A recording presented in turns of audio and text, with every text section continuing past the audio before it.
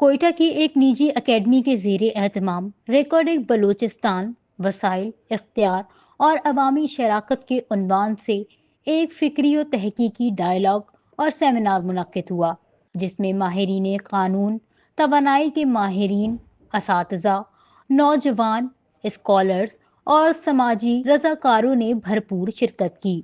منتظمین کے مطابق اس پروگرام کا مقصد ریکارڈنگ منصوبے کے آئینی، سیاسی اور معاشی پہلوؤں کا غیر جانبدارانہ جائزہ لینا اور بلوچستان کے عوامی مفاد کے تناظر میں قابل عمل تجاویز پیش کرنا تھا۔ سیمینار کی صدارت سابق امیر جماعت اسلامی بلوچستان عبدالمتین اخندزادہ نے کی،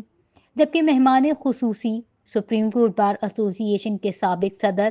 کامران مرتضیٰ ویڈیو لنک کے ذریعے شریک ہوئے۔ مجموعی طور پہ ظاہر ہے اویئرنیس کی کوشش ہے، اور معدنیات ہمارے پاس ایک بڑا اثاثہ ہے،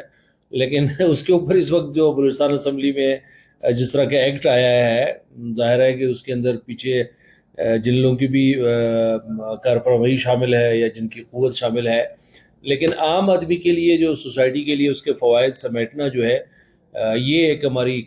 کوشش ہے کہ ہم اس میں ترمیم کے حوالے سے بھی ڈسکشن کر سکے، عوامی آگاہی کے لیے بھی، اور ایک جمہوری اور قانونی مزاحمت کے لیے بھی اپنی ٹیم کو بھی تیار کر لیں، سیاسی پارٹیوں کی بھی رہنمائی کریں، اور عام آدمی یا میڈیا کے اندر جو ہے وہ اپنے دلائل پیش کر سکیں۔ Balochistan mines and minerals act جو 2025 پاس ہوا ہے، اس کے اندر کیا خد و خال ہیں اور کون سے چیزیں ہیں اور کون سے امینڈمنٹس ممکن ہے اس کے اندر؟ تو پہلے تو ہم نے اس کیس کا جائزہ لیا، اس کے اندر ہم نے کئی لاز کی وائلیشن دیکھی تھی، جو ایسے ایگریمنٹس ہوئے تھے کہ جن کی وجہ سے ہم نے وفاق نے ہم سے یہ پورے اختیارات لیے۔ ایک ون ونڈو ایک انہوں نے جو اسپیشل انویسٹمنٹ فیسیلیٹیشن کونسل بنایا، تو ہم نے اس پر آج ڈسکشن کی ہے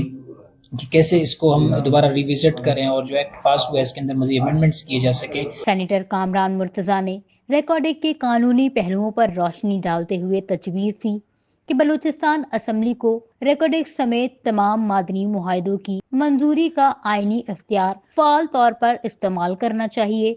جبکہ ان سمیت دیگر شرکا نے نوجوانوں پر زور دیا کہ وہ ریکارڈنگ کے معاملے پر تحقیق، ڈیٹا کلیکشن اور بین الاقوامی قوانین کے مطالعے کو اپنائیں تاکہ بلوچستان کا موقف عالمی سطح پر مضبوط بنیادوں پر پیش کیا جا سکے۔ وش نیوز، کوئٹہ، بلوچستان۔